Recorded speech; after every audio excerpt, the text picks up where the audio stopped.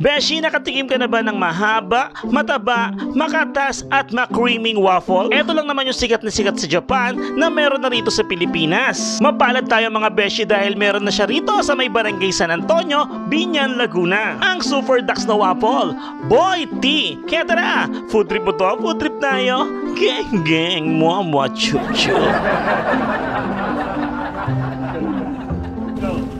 Welcome to Boy T Waffle, ang Super Ducks na waffle dito sa Binyan. Matatagpuan lamang ito sa Barangay San Antonio, tabi ng food park. But wait, there's more! Sa mga customer po na nakakasubo nito ng buo, mula taas hanggang baba, ay may free waffle. Kaya ano pang hinihintay nyo? Tara na! Dito na kayo sa pinaka-ducks na waffle sa Binyan. O diba ang galing ng mga Marcy ko, kabog yung kanilang intro at pag-welcome sa mga customer. Ito nga pala ang kanilang mga menu, check nyo na lang kung ano yung mga trip nyo dyan. At di lang waffle ang kanilang mga binebenta, meron din silang mga drinks, may iced coffee at hot coffee. Bahala na kayo kung anong trip nyong coffee. At ito na nga mga beshi, nagtitimpla na siya ng mga secret ingredients para ilagay sa waffle pan. At nakita nyo naman yung waffle pan nila, diba? Happy. Nilagyan pa yan ng cheese para mas sumarap.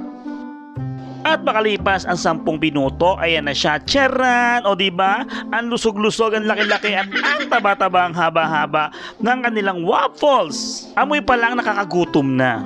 Siya sanay na sanay kang umawak ng waffle Siyempre naman, sa years of practice.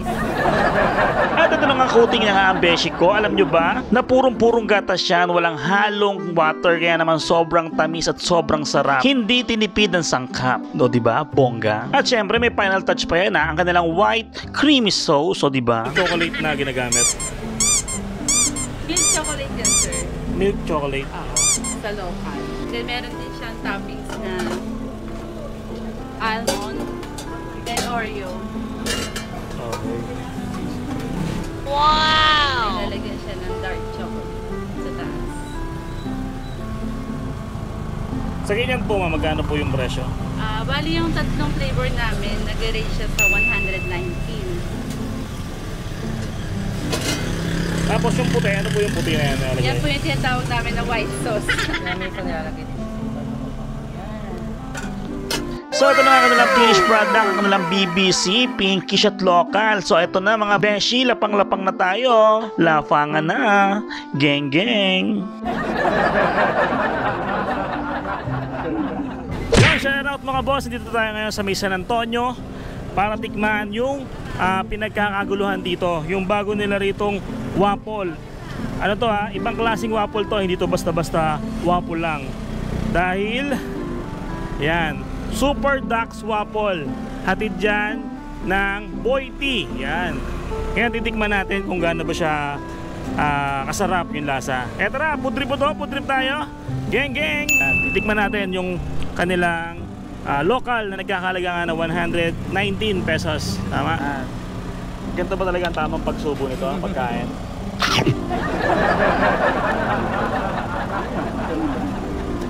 Sarap. Oo, sarap, daming almonds yan. Nagugustuhan nila to. Sobrang fluffy nung ano niya, nung waffle. Sarap. Sabi ko siya 5 out of 5. The best to. Titikman natin. Yan.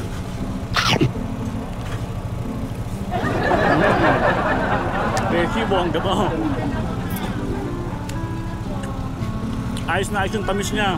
Lalo sa mga sweet, mga sweet, mahilig sa mga sweet, mahilig sa mga matamis. The best to. Highly recommended to. Sarap. Sabi.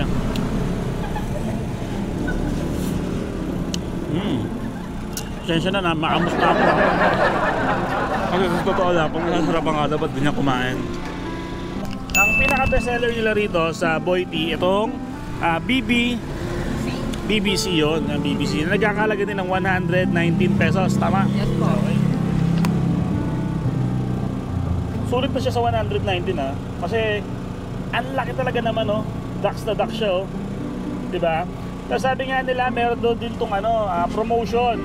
Once na nasubo mo hanggang dito to dito, libre na daw.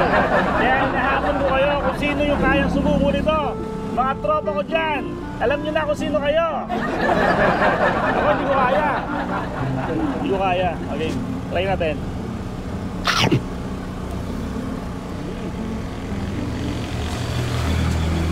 Ito? Wala akong ibang masasabi kundi masarap talaga siya. Wala nga. Okay, lahat ng mga toppings niya talagang bumagay sa waffle na to. Kanina pa nga lang pagpunta ko rito naamoy ko na. Sarap eh. Diba? Ngayon pa, nung kinakain ko na. Kain. Kaya ano pang hinihintay nyo mga boss? Dito lang yan matatagpuan sa may San Antonio. Tabi siya ng food park. At pinagigitnaan siya ng food park at yung Binyan Eye Clinic. Madaling makita. Yun. For more information, pwede nyo silang i-visit sa kanilang Facebook page yun. Salamat mga boss! Geng geng!